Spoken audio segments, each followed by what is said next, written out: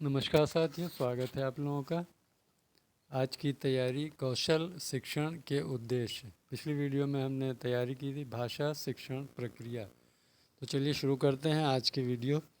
कौशल शिक्षण के उद्देश्य। भाषा शिक्षण के अंतर्गत भाषा के 4 कौशल सुनना, बोलना, पढ़ना तथा लिखना सिखाने के उद्देश्य समाहित हैं। सुनकर अर्थ ग्रहण करने की योग्यता का विकास, वार्तालाप, वाद विवाद, प्रवचन, भाषण, आदेश, निर्देश, सस्वर, वाचन, कविता, पाठ और आकाशवाणी एवं दूरदर्शन द्वारा प्रसारित कार्यक्रम। पढ़कर अर्थ ग्रहण करने की योग्यता का विकास, पद, कहानी, उपन्यास, नाटक, निबंध, जीवनी, आत्मकथा, समाचार पत्र आदि। बोलकर अपने भावों एवं विचारों को व्यक्त करने की योग्यता का विकास, रूप, वार्तालाप, सस्वर, वाचन आदि। लिखकर अभिव्यक्त करने की योग्यता का विकास, कहानी या पत्र लिखना इत्यादि। ज्ञानात्मक उद्देश्य। ज्ञानात्मक उद्देश्य के अंतर्गत निम्न तत्व समाहित हैं। भाषिक तत्वों का ज्ञान, दूसरा विविध साहित्यिक विधाओं का ज्ञान, तीसरा विषय वस्तु का ज्ञान, चौथा रचना कार्य के विभिन्न रूपों का ज्ञान। भाषिक तत्वों का ज्ञान, ध्वनि, उच्चारण, स्वराघात, बालाघात, स्वर का आरोहारोह, शब्द भेद, शब्द रचना, उपसर्ग, प्रत्यय, संधि, समास, शब्द भंडार, मुहावरे, लोकोक्तियाँ, अनेकार्थी शब्द, पर्यायवाची, वाक्यांश एवं वाक्य के लिए शब्द, वाक्य रचना, पद रचना, साधारण मिश्र संयुक्त वाक्यांश। दूसरा है विविध साहित्यिक विधाओं का ज्ञान। साहित्यिक विधाएं निबंध, कहानी, उपन्यास, नाटक, एकांकी, काव्य, प्रबंध एवं मुक्तक, कविता, गद्य, गीत, क्षणिकाएँ, हंसिकाएँ। तीसरा है विषय वस्तु का ज्ञान। विषय वस्तु राष्ट्रीय मूल, सांस्कृतिक मूल, सदाचार, जीवनगत अनुभूतियाँ, पौराणिक गाथाएँ, तथ्य एवं घटनाएँ, व्यवहारिक ज्ञान, लेखक परिचय, रचनागत विशेषताएँ, रचनाओं की समीक्षा, चरित्र चित्रण आदि। रचना कार्य के विभिन्न रूपों का ज्ञान। रचना कार्य के 2 रूप हैं, मौखिक वार्तालाप, सस्वर वाचन, अंत्याक्षरी, भाषण, वाद विवाद, साक्षात्कार, संवाद आदि। दूसरा लिखित, निबंध, कहानी, आत्मकथा, पत्र, सार, संक्षेप आदि। सौंदर्य बोधात्मक उद्देश्य। सौंदर्य बोधात्मक उद्देश्य के अंतर्गत सौंदर्य तत्वों का बोध एवं रसास्वादन समाहित है। विषय सामग्री काव्यात्मक साहित्य, कहानी, एकांकी, उपन्यास, नाटक तथा निबंध का सौंदर्य बोध।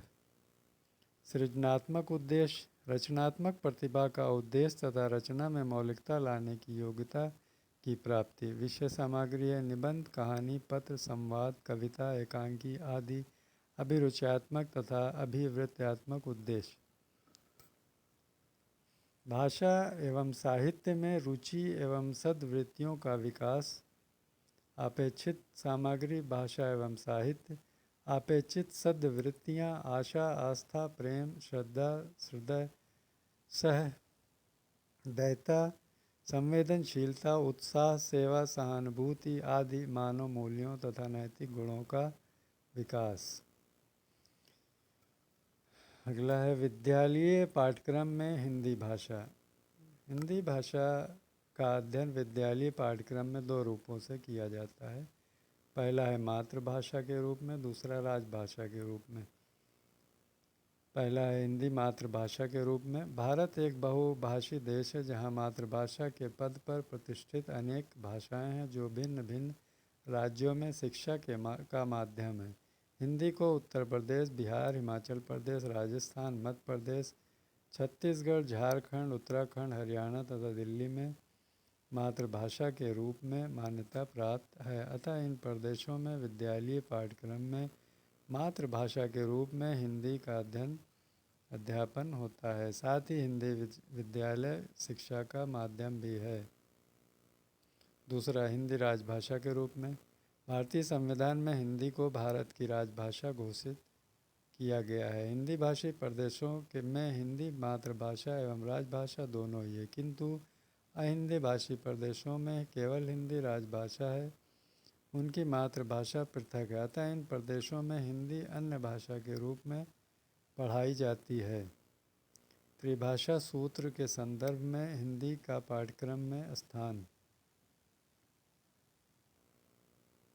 भारत एक बहुभाषी देश है। प्रत्येक प्रदेश की अपनी मातृभाषा है और वहाँ वह शिक्षा का माध्यम भी है। इसके अतिरिक्त विभिन्न कारणों से भारत में अंग्रेज़ी को भी एक विशिष्ट स्थान प्राप्त है। एक ओर तो उसे संविधान के अनुसार सह राजभाषा का पद प्राप्त है, तो दूसरी ओर वह अंतर्राष्ट्रीय संदर्भ में संप्रेषण एवं ज्ञान विज्ञान का माध्यम भी है। भारत की इस विशिष्ट भाषिक स्थिति को देखते हुए त्रिभाषा सूत्र की संकल्पना की गई है। त्रिभाषा सूत्र के अनुसार माध्यमिक स्तर पर बालक को कम से कम 3 भाषाएं पढ़नी होगी। प्रदेश की भाषाएं जिसे मातृभाषा का दर्जा प्राप्त है, हिंदी तथा अंग्रेज़ी।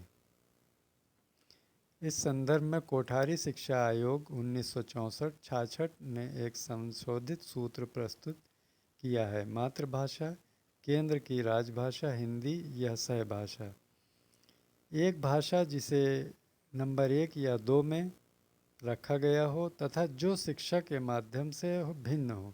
इस प्रकार हिंदी भाषी प्रदेशों के विद्यालय पाठ्यक्रमों में त्रिभाषा सूत्र का स्वरूप इस प्रकार है। प्रथम भाषा हिंदी, द्वितीय भाषा अंग्रेज़ी, तृतीय भाषा संस्कृत या कोई अन्य क्षेत्रीय भाषा। तो फ्रेंड्स, आज की वीडियो में इतना ही। मिलते हैं अगली वीडियो में आगे की तैयारी के लिए। तब तक के लिए धन्यवाद।